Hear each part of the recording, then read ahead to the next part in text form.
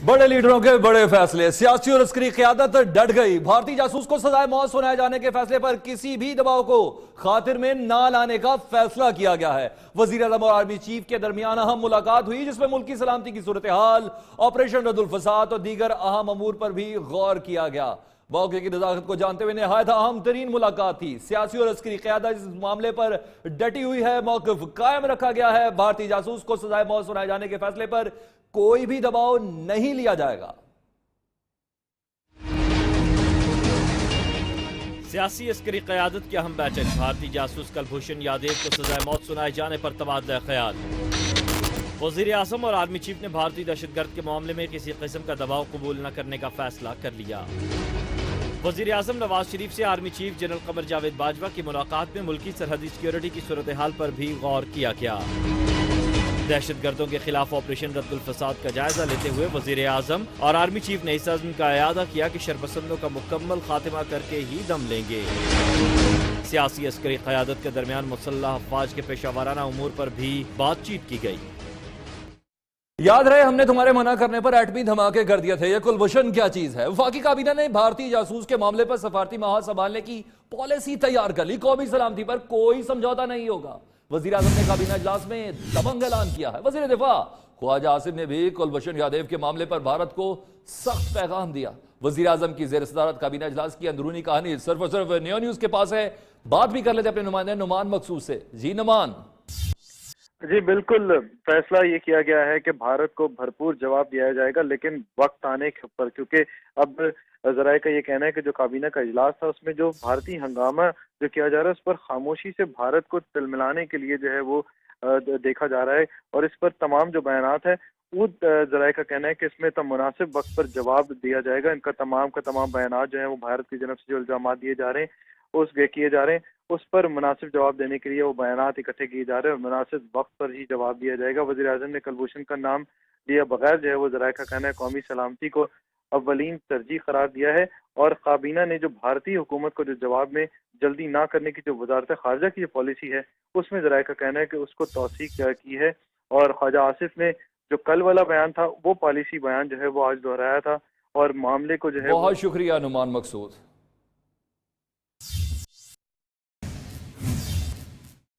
कुलभूषण को तो सजाए मौत होनी ही होनी है। ऐसे में पाकिस्तान की पॉलिसी स्टेटमेंट भी सामने आ गई है। हुकूमत पाकिस्तान का यह कहना है कि भारतीय जासूस कुलभूषण को सजा मरवजा कवानीन के मुताबिक ही दी गई। वजीर मुमलिकत तारिक फजल चौधरी ने कहा कि मुल्क की इज्जत व इस्तेहकाम पर कोई समझौता नहीं किया जाएगा।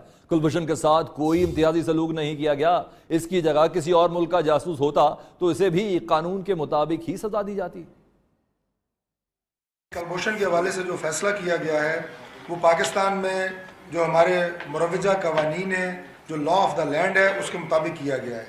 इसमें कोई इम्तियाजी सलूक नहीं बरता गया, ना किसी को इंतकाम का निशाना बनाया गया है। अगर ये काम पाकिस्तान में कोई भी गैर मुल्की जासूस आगे करेगा जिसका ताल्लुक किसी भी मुल्क से हो, उसकी सज़ा यही होगी। पाकिस्तान की सालमियत, पाकिस्तान की खुद मुख्तारी, पाकिस्तान की इज़्ज़त और इस्तेहकाम, ये हमारी अवलीन तरजीह है और ये हर पाकिस्तानी की अवलीन तरजीह है। दिफा का वक्त गुजर चुका। भारत में पाकिस्तानी हाई कमिश्नर अब्दुल बासित ने कहा कि भारत जानता है कि कुलभूषण यादव के खिलाफ पाकिस्तान के पास सबूत मौजूद हैं। भारतीय टीवी को इंटरव्यू देते हुए उन्होंने कहा कि पाकिस्तान और भारत में कौंसलर रसाई का कोई मुआहदा नहीं। He has been tried under the laws of the land.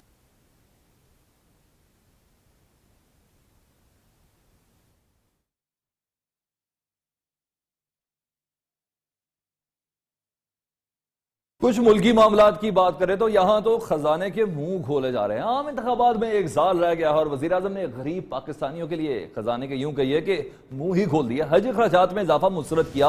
8 साल बाद घरों को गैस के नए कनेक्शन भी दिए जाने की मंजूरी दे दी है।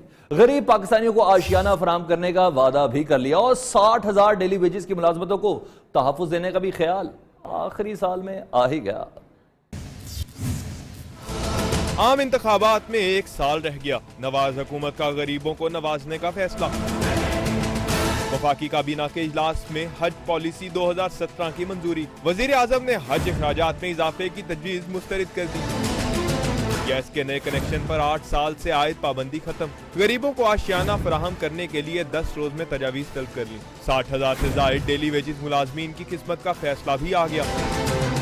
नई भर्तियों में डेली वेजर्स को तरजीह दी जाएगी। ओवर एज मुलाजमीन को उम्र में रियायत देकर मुस्तकिल किया जाएगा। इजलास के बाद इत्तलाआत की वजीर ने मीडिया को बताया कि वजीर आजम नवाज शरीफ ने हज के लिए जाने वालों को ज्यादा से ज्यादा सहूलियात फराहम करने की हिदायत की है। प्राइम मिनिस्टर ने एक डायरेक्टिव दिया है कि जो कॉस्ट ऑफ हज है गवर्नमेंट स्कीम के अंदर उसकी कॉस्ट को इंक्रीज नहीं किया जाएगा और वो पिछले साल के मुताबिक जो है उन्होंने कहा है कि ऐसी वर्किंग की जाए कि जो इंक्रीज इस पॉलिसी में रिफ्लेक्ट हो रहा है वो रिफ्लेक्ट ना हो। इजलास में वजीर मनसूबाबंदी एहसन इकबाल ने नई हाउसिंग स्कीमों के हवाले से ब्रीफिंग दी। कम आमदन और मुतवसत तबके के लिए हाउसिंग मॉडल पेश किए। शुरा को अराजी के हसूल और माहौलियाती तब्दीलियों के हवाले से भी आगाह किया गया। सवाल यह है कि जो फैसले आखिरी साल में किए जाते हैं वो शुरू में क्यों नहीं किए जाते? आवाम से प्यार शुरू में दिखलाना जरूरी है। ऐसे में अपोजिशन लीडर भी वजीर आजम के नक्शे कदम पर हैं। सरकारी मुलाजमीन के दिल जीतने के लिए तनख्वाहों में 50% इजाफे का मुतालबा कर दिया। तरक्याती स्कीमों में सिंध को नजरअंदाज करने पर भी हुकूमत को आज तो खूब सुनाई। ये क्या कहां लेके जा रहे हैं आप? गैस सिंध की, बलूचिस्तान की या खैबर पख्तूनख्वा की? सिंध को गैस देने के लिए आप तैयार नहीं है। कौमी असेंबली में अपोजिशन लीडर सैयद खुर्शीद शाह ने सरकारी मुलाजमीन की हमदर्दियां समेट ली। तनख्वाह में 50% इजाफे का मुतालबा कर दिया। ये पैसा किसका है? ये मियां नवाज शरीफ का तो पैसा नहीं है। तरक्याती स्कीमों में सिंध को नजरअंदाज करने पर ऐवान में फट पड़े। ये आज फैसला कर ले कि जो आयल के इस तरफ बैठे हैं ये नंबर 2 पाकिस्तानी है। ये छोटे सूबे वाले जितने भी हैं ये नंबर 2 है, इनको हम नहीं मानते। हुकूमत को लोड शेडिंग के खात्मे का वादा याद दिलाया और कहा कि जो चीजें चल रही हैं वो खतरनाक हैं। ये फैसला तो कर लेना एक मर्तबा। क्यों आप मुल्क को डिवाइड कर रहे हैं? क्यों फेडरेशन को आप डिवाइड कर रहे हैं? सैयद खुर्शीद शाह का कहना था कि हुकूमत में बैठे बाज लोग पख्तूनों को शनाख्ती कार्ड जारी ना करके। खबर तो यह भी है कि अब हज मुफ्त नहीं होगा, सबको पैसे देना होंगे। वफाकी काबीना की मंजूरी के बाद पॉलिसी का ऐलान कर दिया गया है। जिसने हज कर लिया वो दोबारा 7 साल तक ये सादत अब हासिल नहीं कर सकेगा। सरकारी हज स्कीम के लिए दरख्वास्तें 17 से 26 अप्रैल तक वसूल की जाएंगी। कुरानदाजी 28 अप्रैल को होगी। हुकूमत ने सरकारी कोटा भी बढ़ा दिया और 1,07,000 से ज्यादा अफराद सरकारी स्कीम में हज करेंगे। प्राइवेट कोटा कम करके 71,664 कर दिया गया।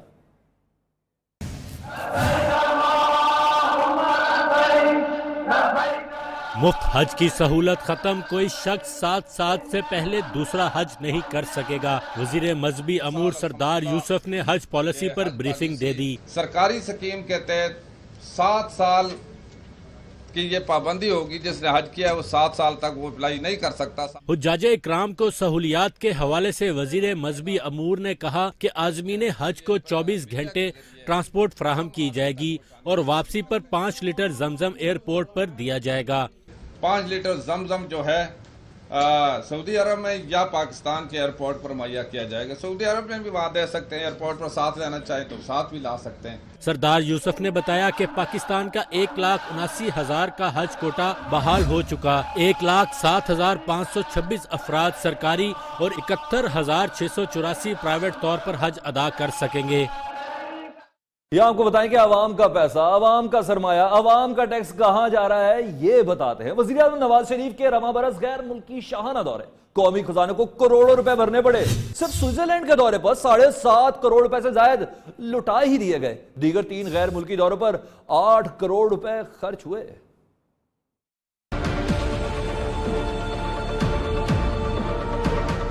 वजीर आजम की रवां बरस बैरून मुल्क यात्रा, कौमी खजाने को सिर्फ 3 दौरे 8 करोड़ रुपए में भुगतना पड़े। बेदरेग अखराजात की कहानी नियो न्यूज सामने ले आया।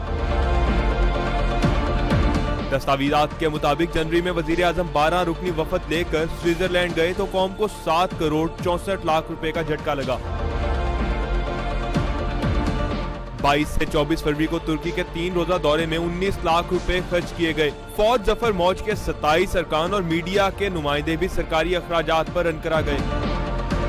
मार्च में वजीर आजम कुवैत गए तो मीडिया अरकान समेत 18 रुकनी वफद भी हमरा रहा। कौमी खजाने को इस दौरे में 18 लाख रुपए की फक्की लगी।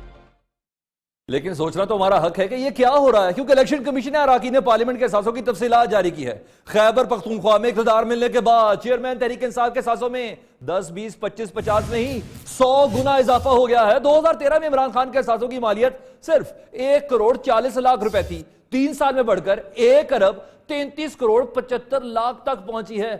मामला है क्या? शाकिर अब्बासी से जानते हैं। शाकिर अब्बासी, अगर इमरान खान के असासे एक साल में 100% बढ़ते रहे तो अगले साल तक तो पाकिस्तान के अमीर तरीन आदमी होंगे। जी बिल्कुल, जो हमें तफसीलात मिली हैं इलेक्शन कमीशन से, उनका अगर बगौर जायजा लिया जाए तो इमरान खान के जो 2013 के असासे इलेक्शन कमीशन में जमा कराए गए थे वो 1 करोड़ 40 लाख जाहिर किए गए थे। लेकिन अगर 2015 की जो तफसीलात है उनका अगर देखा जाए तो वो तकरीबन 1 अरब 35 करोड़ 75 लाख रुपए इमरान खान जो है वो इस मालियत के मालिक अपने आप को शो किया इलेक्शन कमीशन ने। एक बहुत बड़ा फर्क है दोनों 2 साल के जो असासे हैं, और लोगों का ये कहना है कि शायद जो उनकी प्रॉपर्टीज थी उनकी वैल्यू बढ़ी है, लेकिन अगर जो मायरीन है वो इसको इस तरह से नहीं देख पा रहे कि इतनी मालियत कैसे बढ़ गई है। लेकिन इस हवाले से इलेक्शन कमीशन ने कुछ नोटिस भी जारी किए थे, जिन लोगों के एहसासों में फर्क था उनको कि अपनी तफसीलात दें। वो नोटिस का जवाब भी इलेक्शन कमीशन को मौसूल हो गया। अगर उसकी तफसीलात मंजरेआम पे आती हैं तो यकीनन पता चलेगा कि इतनी जो उनकी मालियत बढ़ी है और कैसे बढ़ी है। लेकिन ये अमर काबिल गौर है कि इतनी बड़ी जो है वो तब्दीली आई है इमरान खान के एहसासों में। यकीनन गुज़िश्ता इलेक्शन और गुज़िश्ता ये जो KPK में उनकी गवर्नमेंट है, उनके लिए काफी सूदमंद, काफी फायदेमंद साबित हुई है उनके एहसासों के हवाले। यानी शाकिर अब्बासी, इन एहसासों की तफसीलात की मजीद तशरीह होना बाकी है, जिसे इलेक्शन कमीशन ने करना है, क्योंकि इससे कबल एहसासे की जो तफसीलात थी और जो एहसासे की तफसीलात दी गई थी वो तो बहुत सेटिस्फैक्टरी रही। जी बिल्कुल, ये इलेक्शन कमीशन का पूरा एक सेल है जो इस वक्त तमाम मेंबरान असम्बली के एहसासों की जांच पड़ताल कर रहा है। इसी हवाले से जिन जिन के एहसासों में जो फर्क आ रहा था उनको नोटिस भेजे गए थे कि वाकई वजाहत करें कि उनके एहसासे किस तरह से बढ़े हैं। इसी हवाले से वज़ीर-ए-आज़म पाकिस्तान को भी एक नोटिस जारी हुआ था, जिसके जवाब में उन्होंने उस नोटिस का जवाब दिया, लेकिन उस नोटिस की भी अभी तक तफसीलात मंजरेआम पर नहीं आई। बाकी लोगों के जो एहसासों में फर्क है वो किसी हद तक मतलब समझ में आता है, लेकिन जो इमरान खान के एहसासों में जो डॉक्यूमेंट हमें इलेक्शन कमीशन से मौसूल हुआ है उसको अगर मुआवजा करें तो बहुत बड़ा फर्क जो है वो नजर आता है। अब उसकी क्या वजाहत इलेक्शन कमीशन को दी जाएगी, दी जा चुकी है, उसके जो तफसीलात मंजरेआम पे आना बाकी हैं। लेकिन ये फर्क वाकई जो है लोगों को हैरान कर रहा है कि 1 करोड़ से बढ़कर 1 अरब और कुछ करोड़ बन जाना है 2 सालों में, ये काफी हैरान कुन है। जी बहुत शुक्रिया शाकिर अब्बासी। लियारी का गैंगस्टर उज़ैर बलोच बैरूनी ताकतों की मदद से लियारी के जरिए कराची और पाकिस्तान को गैर मुस्तहकम करने के एजेंडे पर काम कर रहा था। मुल्क दुश्मनों को हसास मालूमात भी भेजता था और रा का जासूस कुलभूषण यादव से भी इसके पूरे राब्ते थे। तहकीकात के दौरान सनसनीखेज इंकशाफात पर पाक फौज ने हिरासत में ले लिया।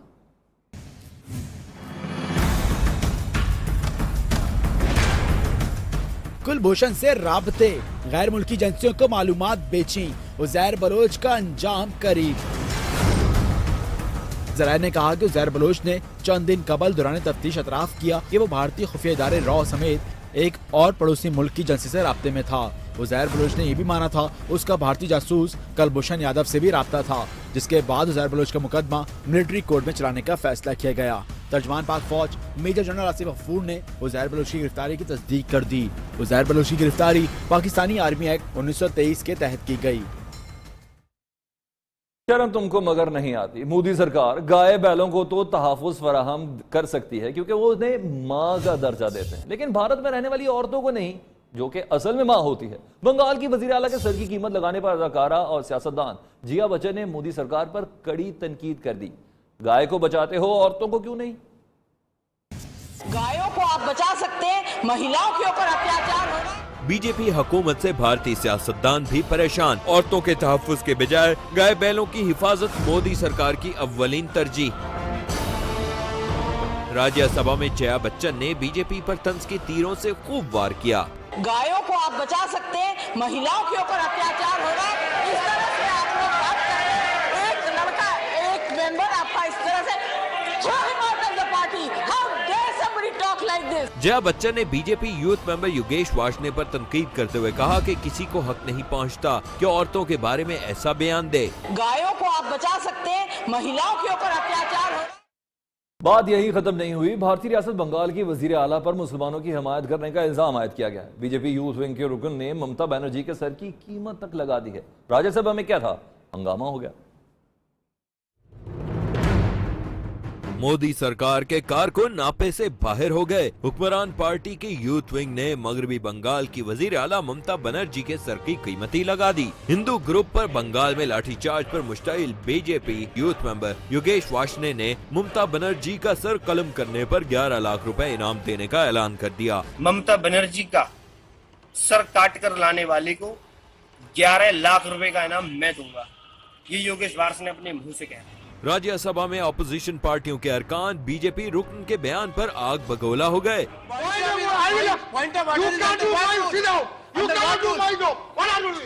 हंगामा आराई हुई तो बीजेपी रुकन यूनियन मिनिस्टर मुख्तार अब्बास नकवी ने भारतीय पार्लियामेंट में इस बयान की मजम्मत की और हुकूमत से एक्शन लेने का मुतालबा कर दिया। यानी कोई है जो वजीर आला को मारे, क्योंकि भारत में वजीर आला के सर की कीमत 11 लाख रुपए हो गई। वादी में कश्मीरियों की शहादत पर भी एहतजाज हो रहा है। कई इलाकों में ट्रेन और मोबाइल इंटरनेट सर्विस बंद है। पुलवामा के डिग्री कॉलेज के अहाते में आमद पर मुश्तइल तालिब इल्म काबिज फौज पर बरसे। सीनियर बीजेपी लीडर की अमन के लिए हुर्रियत रहनुमाओं से मुज़ाकरात करने का मुतालबा सामने आया है।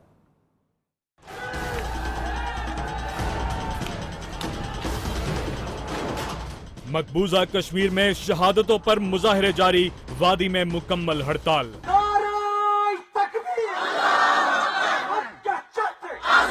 पुलवामा डिग्री कॉलेज के अहाते में घुसने पर भारतीय फोर्सेस को तालिब इल्मों के इश्तियाल का सामना करना पड़ा।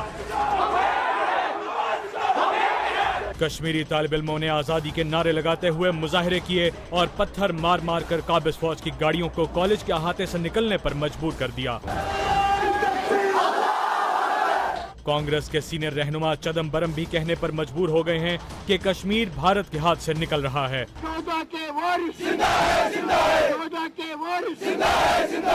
सीनियर बीजेपी लीडर और साबिक यूनियन मिनिस्टर यशवंत सिन्हा का कहना है कि वादी में हालात की बेहतरी के लिए मोदी सरकार हुर्रियत रहनुमाओं से मुज़ाकरात करे। जो सरकारें हैं दिल्ली में और श्रीनगर में, उन दोनों सरकारों का किए गए वादे के अनुसार ये फर्ज बनता है कि बातचीत शुरू करें। श्रीनगर, बारामूला, बडगाम, अनंतनाग, इस्लामाबाद समेत कई इलाकों में ट्रेन और मोबाइल इंटरनेट सर्विसेज बंद हैं। ड्रामा ड्रामा और सिर्फ ड्रामा। वोटर नहीं आते तो इलेक्शन कैसे हो गए? इंतखाबी ड्रामे से अब कश्मीरियों को नहीं बहलाया जा सकता। भारतीय मीडिया ने मोदी सरकार को जगाना शुरू कर दिया, बल्कि यूं कहिए शर्मिंदा करना शुरू कर दिया। हिंदुस्तान टाइम्स का कहना है कि श्रीनगर इलेक्शन से साबित हो गया कि कश्मीरी इंतखाबात नहीं चाहते। अनंतनाग के इलेक्शन मनसूख ना किए जाते तो महबूबा मुफ्ती के खिलाफ रेफरेंडम साबित होते। अखबार का कहना है कि अब मोदी सरकार को जागना होगा।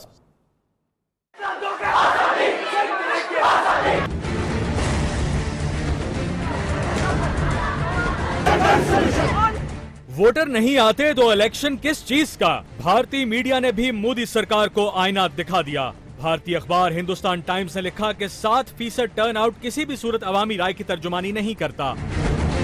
3.5% वोट लेकर जीतने वाला कैसे अवामी नुमाइंदा कहला सकता है? श्रीनगर के इंतखाबात को मनसूख किया जाए। अनंतनाग इलेक्शन मनसूख करके महबूबा मुफ्ती ने तस्लीम कर लिया कि हालात इनके काबू में नहीं रहे। श्रीनगर इंतखाबात का बायकॉट और बड़े पैमाने पर मुजाहरे करके कश्मीरियों ने न सिर्फ भारतीय जमहूरियत को मुस्तरद किया, बल्कि भारत नवाज कश्मीरी सियासतदानों का भी जनाजा निकाल दिया। अखबार का कहना है कि कश्मीरियों के ठोस मौक़िफ़ के बाद अब भारत को कश्मीर पॉलिसी पर नजरसानी की जरूरत है और अब मोदी सरकार को जागना होगा। पाकिस्तानियों की आवाज में इस ब्रेक के बाद तेरे बिना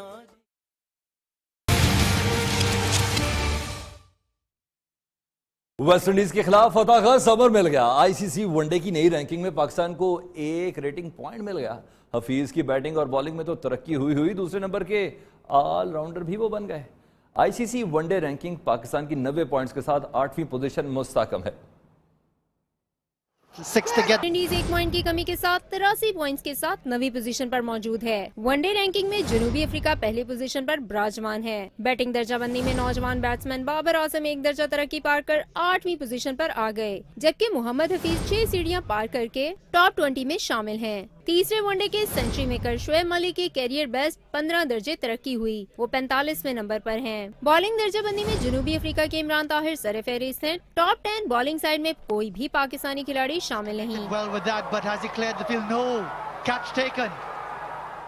ऑलराउंडर कैटेगरी में हफीज एक सीढ़ी चढ़ के दूसरे नंबर के खिलाड़ी बन गए हैं। यूं कहेंगे क्या मैच था, बल्कि क्या आला मैच था। कौमी शाहीन एक बार फिर काली आंधी पर गालिब आ गए। पाकिस्तान ने वेस्टइंडीज को तीसरे वनडे में 6 विकेटों से शिकस्त देकर सीरीज 2-1 से अपने 29 रन के हदफ का ताक़ुब सुस्त रवि से किया। ओपनर कामरान अकमल 0 पर ही विकेट दे बैठे। अहमद शहजाद भी 3 रन बनाकर पवेलियन लौटे। शुएब मलिक ने शानदार बैटिंग का मुजाहरा करते हुए 2 छक्कों और 10 चौकों की मदद से सेंचुरी दागकर टीम को जीत से हमकिनार किया। वो मैन ऑफ द मैच के साथ सीरीज के बेहतरीन खिलाड़ी भी करार पाए।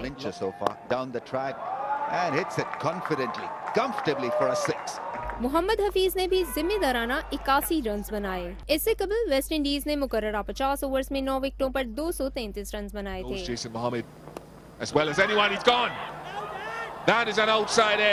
मोहम्मद आमिर, जुनैद खान और शादाब खान ने 2-2 खिलाड़ियों को आउट किया।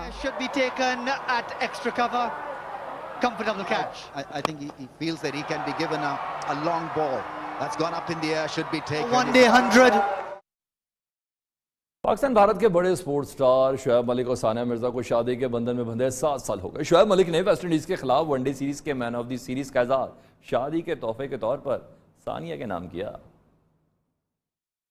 तेरे बिना जीना नहीं वे सोनिया, तेरे रंग रंगी गई वे सोनिया।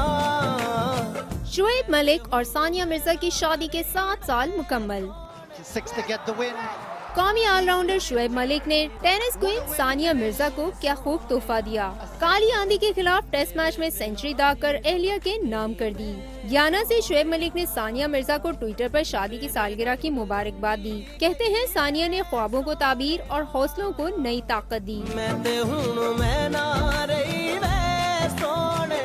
भारतीय टेनिस स्टार सानिया मिर्जा ने भी ट्वीट में शोहर की कामयाबी पर उन्हें मुबारकबाद पेश की। तेरे बिना जीना नहीं वे। शुएब मलिक और सानिया मिर्जा आज ही के दिन 2010 को रिश्ता इज़्दवाज। Welcome back. खबर यह है कि कोयटा में गवादर एयरपोर्ट रोड पर धमाका हुआ है। 3 अफराद जख्मी हुए हैं। अब तक की इतलात यह है कि धमाका खेज मवाद मोटरसाइकिल में नस्ब किया गया था। कोयटा में गवादर रोड एयरपोर्ट पर धमाके में 3 अफराद जख्मी हुए हैं। धमाका के स्वाद मोटरसाइकिल में नस्ब किया गया था। ऐसे में जब कोयटा उसके गिरदवा में ऑपरेशन रद्दुल फसाद के सिलसिले में जगह जगह ऑपरेशन जारी है। कोयटा में गवादर एयरपोर्ट रोड पर धमाका हुआ है। 3 अफराद जख्मी हुए हैं। अब तक की इतलात यह है कि धमाका खेज मवाद मोटरसाइकिल में नस्ब किया गया था।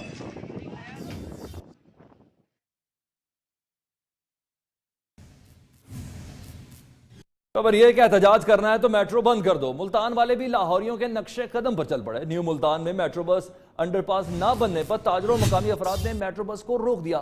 मुश्तइल मुजाहिरीन ने धरना दिया, टायरों को आग भी लगाई। कैसर नवाज भुट्टा हमारे नुमाइंदे उधर मौजूद हैं, उनसे बात करते हैं। जी कैसर। जी बिल्कुल, न्यू मुल्तान में ताजरों और मकामी मुश्तइल मुजाहिरीन ने जो है Madni park metro bus bridge पर अंडरपास ना बनाने पर हुकूमत के खिलाफ मुजाहरा किया है। एहतजाजी मुजाहरा करते हुए मेट्रो बस सर्विस को भी रोका गया। विहाड़ी चौक से चौक कुम्हारा और अंदरून शहर आने वाली जो ट्रैफिक है उसको शदीद मुश्किलात का सामना करना पड़ा। मैं आपको बताता चलूं कि मेट्रो बस शुरू करने से पहले जो इन अवाम का कहना है कि साबिक कमिश्नर मुल्तान असदुल्ला खान ने न्यू मुल्तान के रिहायशियों और ताजरों को अंडरपास बनाने का यकीन दिलाया था, लेकिन मदनी पार्क से मुल्का मेन रोड पर आवाम और ताजरों की सहूलत के लिए अभी तक अंडरपास नहीं बनाया गया, जिसकी वजह से मुजाहिरीन ने एहतजाज किया है। अवाम का कहना है कि हमें बेवकूफ़ बनाया जा रहा है और अभी तक जो है 4 किलोमीटर का दूर का जो रास्ता है हम तय करके वापस आते हैं। मुजाहिरीन ने यहाँ पर टायर भी जलाए। उसके बाद एहतजाज को रोकने के लिए जब पुलिस पहुंची तो मुजाहिरीन जो मुंतशिर हो गए और उनका कहना यही है कि न्यू मुल्तान के इस इलाके में हमें अंडरपास बनाकर दिया जाए। जी ठीक, बहुत शुक्रिया कैसर। आईजी पंजाब उस्मान खान खटक कहते हैं कि उनकी तैनाती इलेक्शन से मुंसलिक ना की जाए, साबिक आईजी के मंसूबों को आगे बढ़ाया जाएगा। मजीद उनका कहना क्या था, जानते अपने नुमाइंदे हमाद असलम से जो इस वक्त मुद्दर मौजूद है। जी हमाद। जी बिल्कुल, आईजी पंजाब जो मुश्ताक अहमद सुखेरा थे उनके बाद अब उस्मान खान खट्टक को चार्ज दे दिया गया है और जिम्मेदारी भी दे दी गई है, जिसके बाद उस्मान खान खट्टक ने अपनी जो जिम्मेदारी का मुताबिक करते हुए अब चार्ज भी संभाल लिया आईजी पंजाब का। ये कायम काम आईजी पंजाब का नोटिफिकेशन जारी किया गया और 3 माह की जिम्मेदारी दी गई है। अब इनसे जानते हैं कि ये क्या मामला था 3 माह की जो आप लोग जो जिम्मेदारी दी गई है, आपके क्या क्या प्लान है? देखिए, ये तरजीहात का आप जिक्र कर रहे हैं। तरजीहात तो डेफिनेटली हमारे के लॉ एंड ऑर्डर को मेंटेन किया जाए और जो मुझे विरासत में मिला है मुश्ताक अहमद सुखेरा साहब की तरफ से जो प्रोजेक्ट्स उन्होंने यहाँ पे इनिशिएटिव्स लिए हैं उन पे मज़ीद काम करना है और उनको आगे मजबूत करना है। जी बिल्कुल, आईजी पंजाब जो नए तैनात होने वाले हैं उस्मान खान खट्टक, उनका कहना था कि रद्दुल फसाद और दीगर जो सर्च ऑपरेशन भी किए जा रहे हैं उस हवाले से तमाम जो सिक्योरिटी फोर्सेस वो मुतहिद हैं और दहशतगर्दों का मुकाबला कर रहे हैं। जी बहुत शुक्रिया अहमद। सऊदी अरब के इलाके जुबैल में 70 से ज्यादा पाकिस्तानी 1.5 बरस से महसूर है। सऊदी कंपनी ने तनख्वाहें भी दबा ली हैं। सियालकोट के नौजवान को एजेंट ने यरगमाल बना लिया है। हद तो यह है कि माँ बेटे की आवाज सुनने के लिए तरस गई है। हुकूमत को पहले से पता है। सऊदी अरब में सैकड़ों पाकिस्तानी मुश्किलात का शिकार। सऊदी अरब के मशरकी हिस्से अल जबील में 70 से ज्यादा पाकिस्तानी कैंप में महसूर। 1 साल होने को आया, सऊदी कंपनी ने तनख्वाह अदा की नामराहत। महसूर पाकिस्तानियों का कैंप में दाल रोटी पर गुजारा, कोई पुरसाने हाल नहीं। हर किसी को वाजबात की अदायगी के लिए अदालती फैसले का इंतजार। दफ्तर खारजा का नोटिस, सऊदी इमिग्रेशन डिपार्टमेंट से राब्ता, हम वतनों को वतन वापसी की उम्मीद दिलाकर तनख्वाह दिया। सियालकोट के उमर रजा सुहेल की तो दुनिया अंधेर हो गई। एजेंट ने 6 लाख के एवज सऊदी अरब पहुंचाया और मजीद रकम का तकाजा कर दिया। इनकार पर यरगमाल बना लिया। माँ का रो रो कर बुरा हाल। 1 साल हुआ, जिगर गोशे की आवाज सुनने को भी तरस गई। वजीर दाखिला से नोटिस लेने की अपील भी कर दी। सऊदी अरब में महसूर पाकिस्तानियों के वाजबात अदा किए जा रहे हैं और ना ही मुतबादल मुलाजमत फराहम की जा रही है। जरूरत इस अमर की है कि मुतासरीन को दिलासे देने की बजाय सऊदी हकाम से 2 टोक बात की जाए। इधर कराची में तारीखी स्कूल मस्मार करने के मामले में अहम पेशरफ्त हुई है। सीटीडी पुलिस ने SHO थाना सोल्जर बाजार शाद सोमरू समेत 5 पुलिस एहलकारों को हिरासत में ले लिया है। तलबा भी स्कूल दोबारा से तामीर कराने के लिए पुरज़्म नजर आ रहे हैं।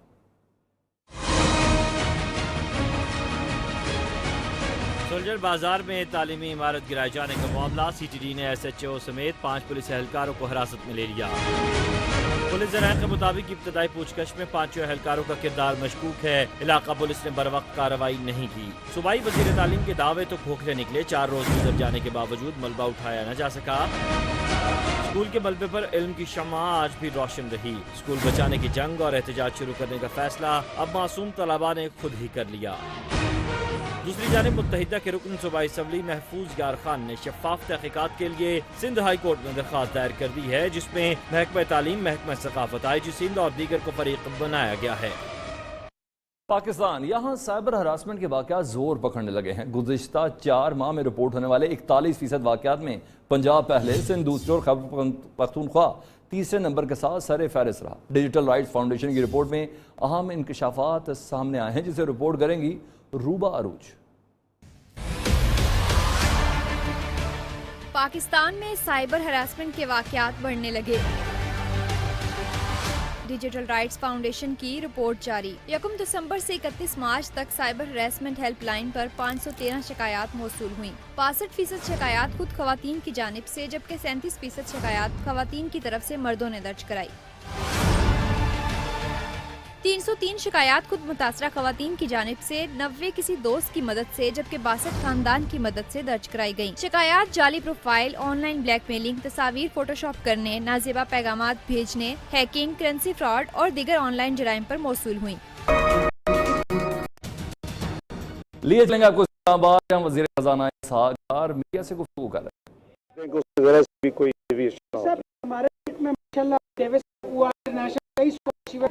तो इस वक्त पाकिस्तान पे अनवांटेड सा बैन लगाया PSA ने। हालांकि इस्लामाबाद जो है वो एशिया की सेफेस्ट साउथ एशिया की डिक्लेयर हुई है। इस सिलसिले में हुकूमत क्या कर रही है? और दूसरा, अकील खान जो है 18 साल से पाकिस्तान नंबर 1 है।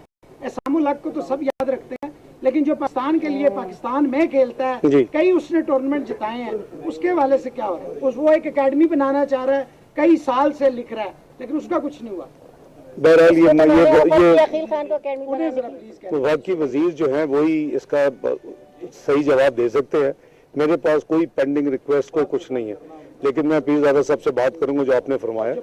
जो जहां तक बैन है वो आपको पता है कि पाकिस्तान सिक्योरिटी के हवाले से अपने बहुत हैवी अखराजात पिछले करीबन 3 साल से कर रहा है, और ये किसी पे एहसान नहीं है। हमारे मुल्क में सिक्योरिटी होगी, अमन होगा, तो पाकिस्तान जो दुनिया में अब प्रेडिक्शन है कि जी इंशाल्लाह 12 साल के बाद ये ग्लोबल 20 जो सबसे बड़ी इकोनॉमी में शामिल हो जाएगा, और 2050 तक तो कनाडा, इटली, कोरिया हमसे पीछे हो गए इंशाल्लाह। तो इसके लिए हमें सिक्योरिटी प्रोवाइड करनी है, मुल्क में अमन लाना है, उसके लिए हम हैवी अखराजात कर रहे हैं। पिछले 3 बजट में हम 100 बिलियन हर बजट में हर साल के लिए एलोकेट कर रहे हैं। तरक्की की राह पर गामजन है। वजीर खजाना इसहाक डार इस्लामाबाद में मीडिया से गुफ्तगू कर रहे थे। शामिल करें खबर, जापान की आलमी शोहरत याफ्ता स्केटर असादा ने खेल की दुनिया को खैराबाद कह दिया। 3 मरतबा की आलमी चैंपियन कहती है कि उनका दिल उकता गया है।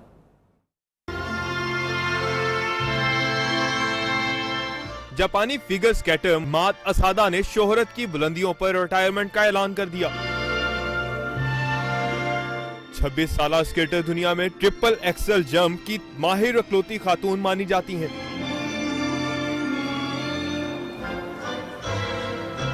ओलंपिक्स में चांदी के तमगे के साथ वो 3 मरतबा वर्ल्ड चैंपियन रही। इनका कहना है कि वो अभी मजीद मुकाबलों की मुतमन्नी नहीं, और इन्हें खेल को छोड़ने पर कोई अफसोस भी नहीं।